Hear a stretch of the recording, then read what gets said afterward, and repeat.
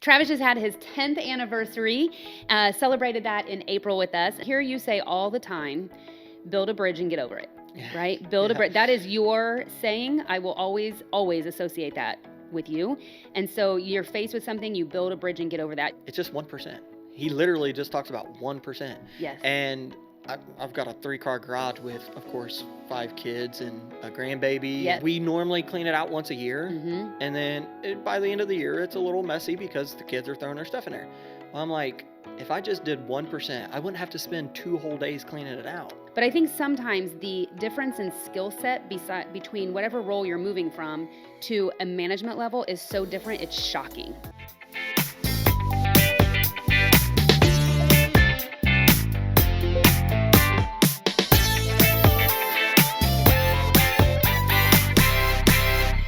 Welcome to the Lasting Business Solutions Podcast, Indy's launchpad to sustained business success, growth, and leadership. My name is Renee Lucas, and I am your host. Well, I am really excited about our topic for the next couple of episodes. We're going to be talking about mindset shifts and habits that we have to develop in leadership. On today's episode, I'm really excited to be talking to our field manager at LCS Heating Cooling, Travis Ross. We're going to be talking about the habits and the mindset shifts that he's had to develop as he's moved into a new leadership role. Now, Travis, before we get going, let's talk a little bit about you, okay? So you are from Du Bois County. I always hear you say that, from Du Bois County here in Indiana, right? Lived in Indianapolis for a long time with your wife, Elizabeth, and your 5 children and 1 grandbaby. And so we always say, like, he actually drives a school bus. Yes. And Travis loves everything outdoors, very mechanically inclined. On his own time, loves to fish, hunt, be outdoors, camp, does a ton of stuff with the kids.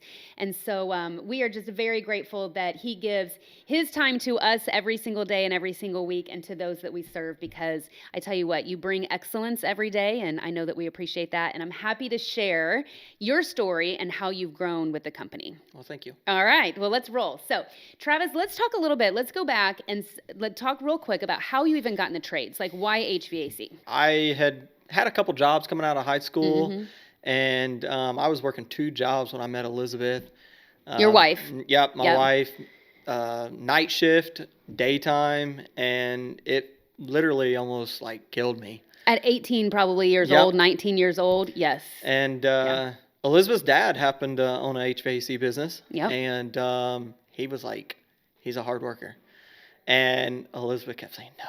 Don't do it. I was like, I love working with my hands, and I loved cars growing up through high school and things. You know, against my wife's better judgment, I went for it, and I worked for him starting in 2011 up until I come over here to LCS. We knew James. James is unfortunately no longer with us. He passed a few years ago, but we were really good friends with James and loved his business in Indianapolis as well. And so it was so cool to know you from when you worked there. And there's all kinds of things that you learned from working at his company because you had the family dynamic in there, right? Yeah, I mean, it was just me and him for a while. Elizabeth worked the office, so the family dynamic, and then from service to install to maintenance, and all in one day sometimes. Being in the trades and small business, sometimes you're just thrown in, right? It's like, welcome to the team. Here are the keys. Good luck out there, right? Exactly. So, yes.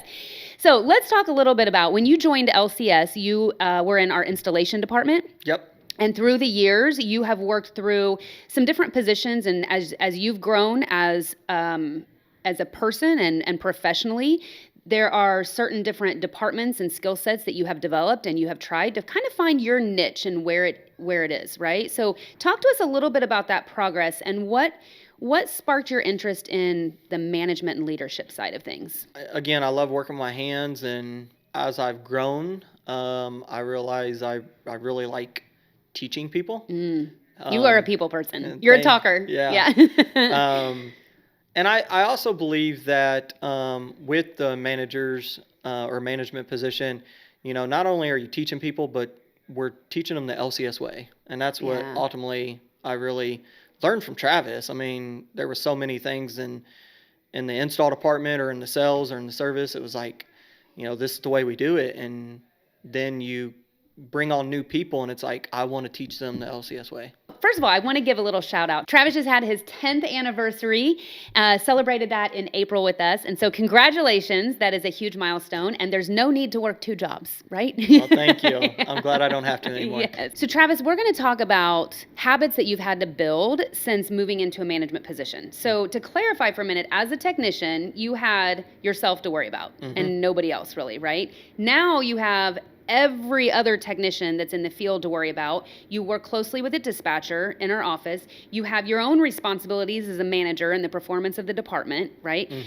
That's a lot to balance. So what are some habits that you've had to really either change or develop from how you kind of operated before to handle all of these different things on your plate? Yeah, I would say the biggest one came from you, procrastination. Oh, you were, not anymore. You were the king of procrastination.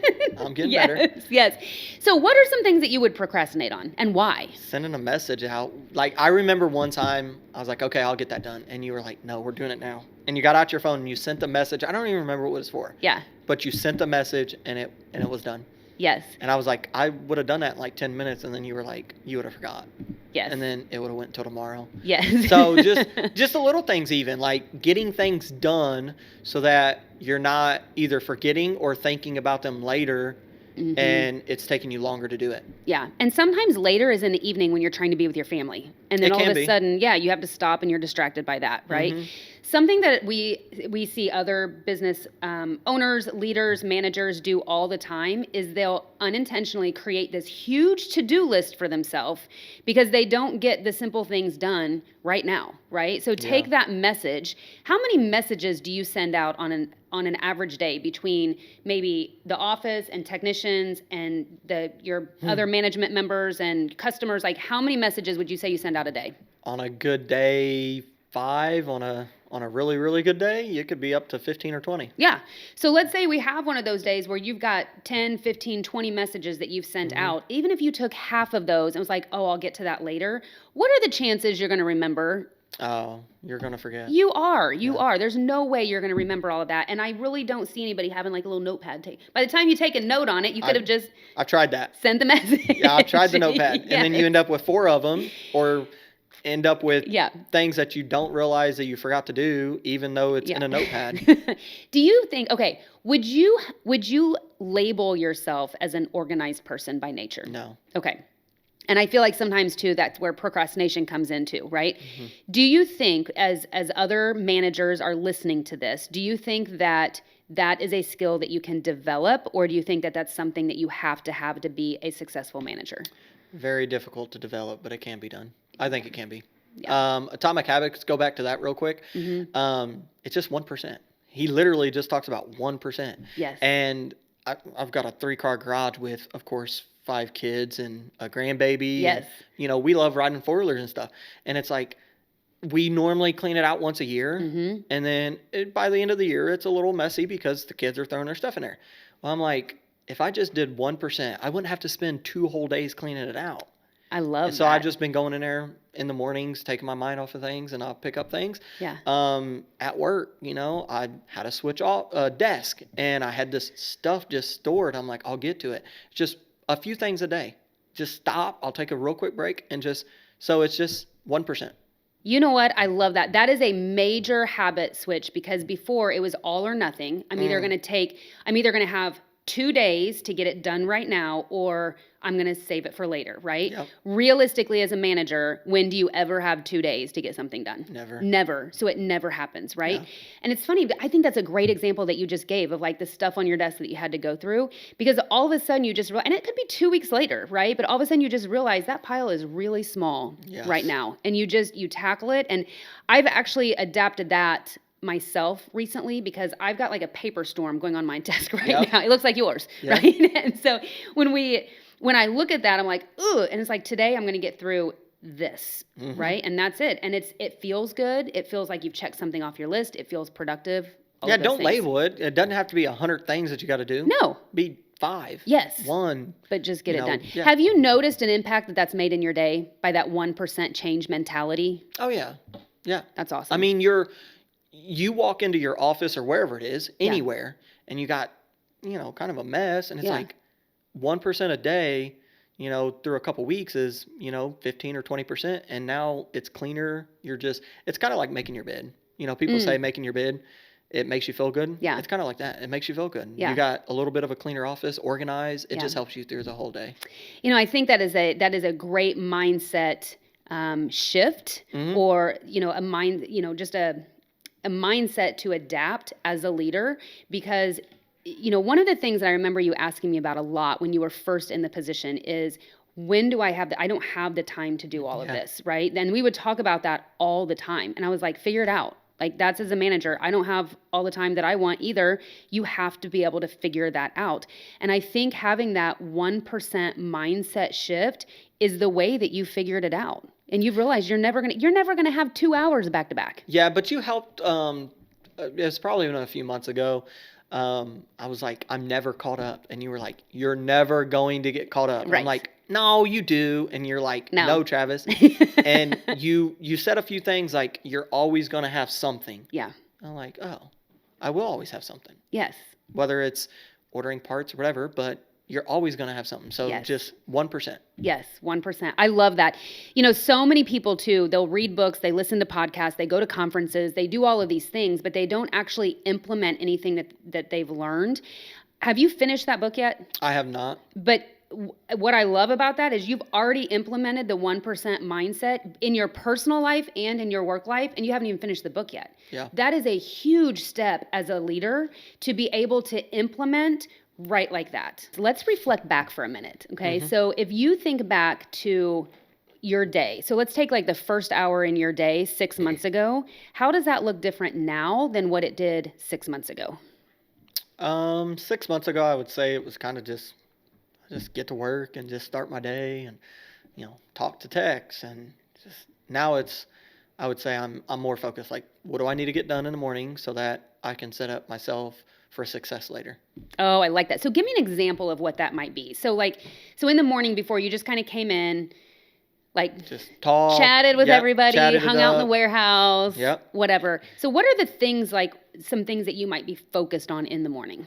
Yeah, obviously techs need their materials, so that's one of the first things in the morning. You make sure they have their materials, truck replenishment, stock, whatever it may be. Yeah. Okay. So you're in there, and instead of chatting it up and things like that, you're making sure that they have what they need to do so that they can come in and then get out the door to start their day. Yep. Yeah. What's another thing that you focus on in the morning?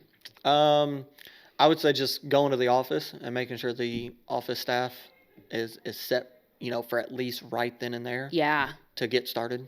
And so doing a head check as a manager, and I love that, because the people in the office don't report to you, right? But I love that you have that mindset of, I'm going to make sure everybody's in a good place to start their day. We've got all these different types of jobs that are running, right? And so you work really close with our dispatcher. Do we, are we good with where the schedule is? Do we have all customers accounted for that we are servicing today? Do we have the right call, the right tech going to the right call, looking at all of those things and being really focused with that? What would happen if you didn't check that for the first time until like 11 o'clock? Anything. I mean, it's a lot. Maybe we had an abandoned call, which abandoned call is a voicemail or something like that. And one of the techs had a cancel call, or maybe the office had a question for me and I didn't check in, and it's like they can't find me or something. That could be bad. That could be really bad, especially as we're going in. And then we've got so many people that are relying on that information. It's just this domino effect. So when things get busy, and I say this because we're getting ready to enter our busiest time of the year, right? Summer is always, the quantity of work that comes in can be very overwhelming. So when it feels like things are on fire, when it feels like we're running, and everybody's working a ton, what habit are you most concerned might kind of fall off, or you might get out of? One of my processes is to check the schedule, and you're just knee deep in it. Yeah. And all of a sudden, you don't check the schedule. You don't realize there's a part that needs picked up, or brought to the shop, or maybe the wrong call for the wrong tech. So many different things. So checking the schedule is my biggest one, and I've every morning, that's part of the morning process. You check the schedule now. you're checking it for a few days in advance too. So For I'm always sure. looking at the schedule. So Travis, I think having an awareness around like that could be the first habit that falls off for you. And that's like a duty, a task habit, right? That's Yes. something that's part of my day. That's something I need to do every day. These are the things that can happen if I don't do that. Having an awareness will help you stay on track for that. Do you have any sort of habit or mindset shift that's not task related, but maybe more like leadership related, that you might be concerned that like I need to be really aware that I don't let this fall off? Yeah, I would say check-ins with techs. Obviously, it's going to be the busiest time. Yeah. They're going to be putting a lot of hours in. Yeah. And, I mean, you got to check in with the techs. Head checks. Yep. Right? Make How's sure it they're going? good. What's your day? Because I tell you what, sometimes too, if take a service technician, right? They're walking into a call where something is probably broken. Yeah. They've got to try to figure out how to fix it. Sometimes if it's a tough or it's a complex problem, it can be frustrating. And so sometimes it's just talking them through that or talking to them after that to make sure that they kind of reset before going to the next call then. Yeah. Right? How much of your time when it's busy can that take up of yours doing head checks with everybody compared to a slower time? Oh, I mean, you're probably with 6 techs just in the service and maintenance, you're, maybe 10 minutes each one. Yeah, So, throughout the day then, yeah. right? And so sometimes when we have something in certain seasons of the year or time periods that fills our time, that in other times of year it doesn't, we have to pivot a little bit and say, Yeah. okay, hey, how are we going to balance these things now if more of my time is being spent here, whereas traditionally I don't have that on my plate? Thinking about how do I balance my time in this season? How do I balance it in this season? Having an awareness of that will help you as a leader and as a manager. Yes. Yeah. All right. So when you do get off track, how do you bring yourself back?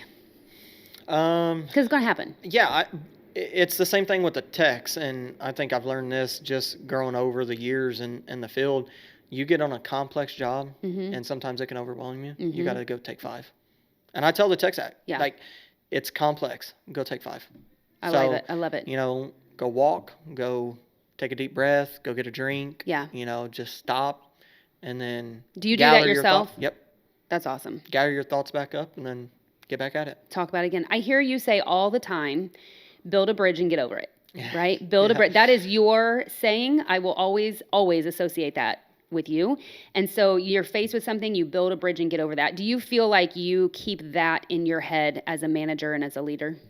Oh, yeah. But that's one of those things that is just natural now. Because it's kind of who 30 you are. years, yeah, 30 years now. Yeah. It's, can you fix it? If you can't, go take 5. Yep. Take your break. Give me a call. We'll get it. Yeah. Yeah. I love that.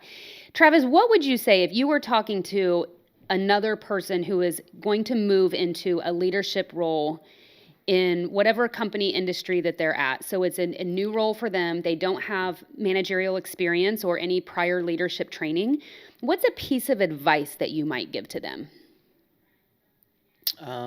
Take it all in. Learn, take it all in.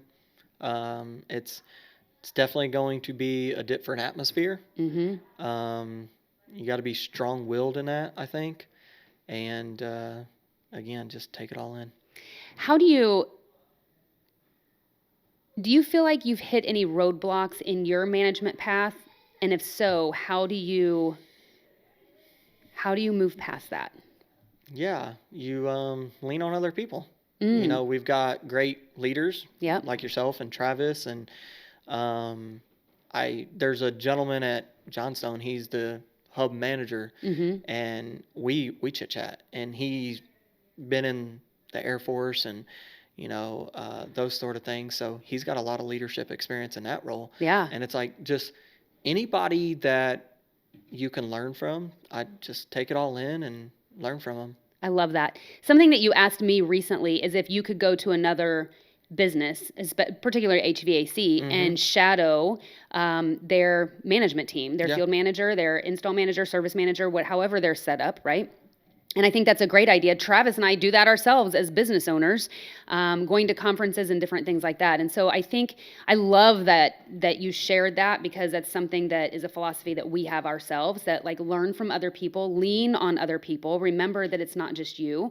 How easy is delegation for you? Not easy. In my head, it's like, if I just do it, I don't have to go and take a minute and explain it and have somebody else do it.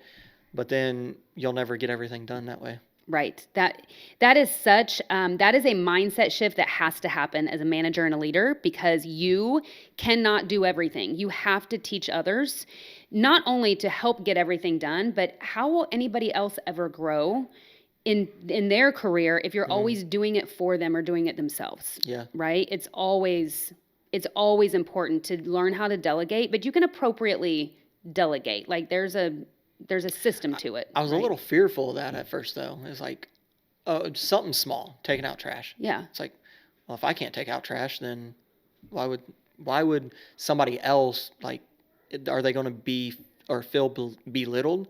And it's like, no, it's just a task. And I showed that I would do it, and I just feel like, now, I mean, we've got a technician, a couple of them in the service and maintenance and install. They'll just do it now. You know what? I love that. That's really good insight that you gave. Like as a manager, it's one of those, like, you don't want to make anybody feel less in any way because of some certain task. And so demonstrate that, like, it's not below me. Like, I'll do it. It has to get done. It has to get done in our homes. It has to get done in the business sort of thing, right? All right, Travis. So as we wrap up a little bit today, let's wrap up with like a little glimpse into the future. Okay. So think about yourself, and as you continue to grow as a leader, where do you see yourself continuing to grow, or how, I guess, do you see yourself continuing to grow? Yeah, I would say building those processes out, fine tuning them. Yeah. Having a team that stands behind you, because a leader, everybody underneath you is your team, and that team is going to help support you as a leader. Yeah. And then I would say, building the 1% value up from 1%, 2%, or maybe even more. Yeah. So like 2% better each day. 3% better each day, that sort of thing. I love that. There's always room for growth as a leader, right? We can be in a leadership or a management position for years and years and years.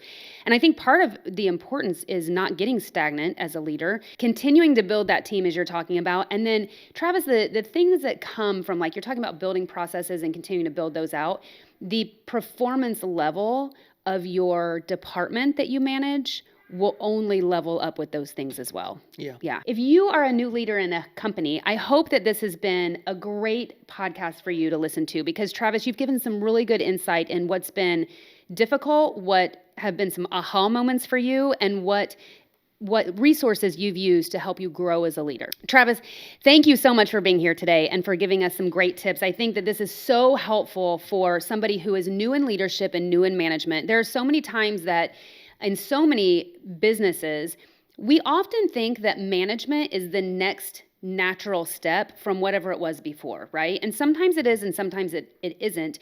But I think sometimes the difference in skill set between whatever role you're moving from to a management level is so different, it's shocking. I mean, did you go through it? Like, I would say it was like surprising to you. Yeah. Would you agree? I'll never forget. I'll share a quick story here with Travis. And so it was his first week in his management role. And we had some things going on with some little fires that had to be put out. And he was like, man, I came in at a time where it was like, this is crazy in here. And I was like, oh my gosh, bless your heart. Like, this is management, buddy. Yes. But you just don't know until you actually experience it. You don't know what goes on behind the scenes until you experience it, and how much goes on, right, to make this business run. So today we talked a lot about the mindset that's needed and the habits that need to develop in new leadership roles. Next time when we come back, we're going to talk about how to sustain those habits and that mindset as a company grows and continues to scale. So join us again on Lasting Business Solutions.